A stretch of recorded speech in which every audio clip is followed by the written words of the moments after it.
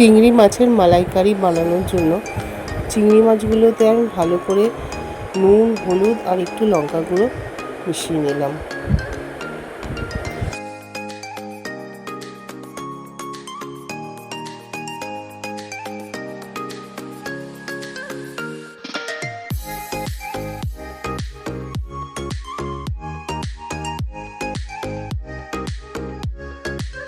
তারপর কড়াইতে সর্ষের তেল গরম করে চিংড়ি মাছগুলোকে একটু ভেজে নেব।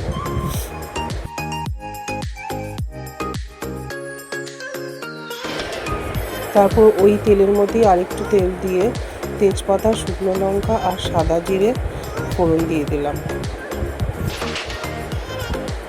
তারপর পেঁয়াজ বাটা, আদা বাটা, রসুন বাটা দিয়ে ভালো করে তেলের মধ্যে মিশিয়ে নিলাম। তারপর সামান্য হলুদ গুঁড়ো, লঙ্কা গুঁড়ো, জিরে গুঁড়ো, ধনে গুঁড়ো আর স্বাদ মতো নুন মিশিয়ে ভালো করে কষাতে থাকলাম। সামান্য চিনি দিয়ে দিলাম। তারপর সামান্য টক দই দিয়ে ভালো করে কষাতে থাকলাম।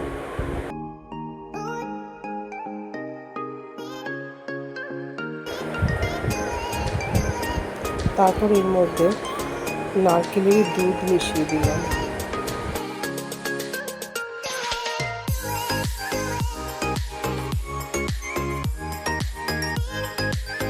তারপর এর মধ্যে ভেজে রাখা চিংড়ি মাছগুলো দিয়ে দিলাম।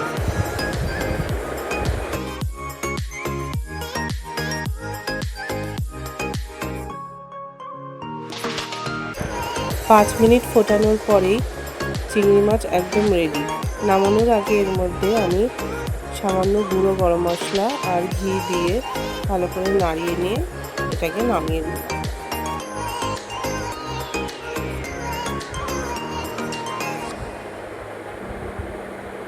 এইভাবে খুব সহজ পদ্ধতিতেই চিংড়ি মাছের মালাইকারি আপনারা বাড়িতে বানিয়ে দেখুন, আশা করি খুব ভালো লাগবে।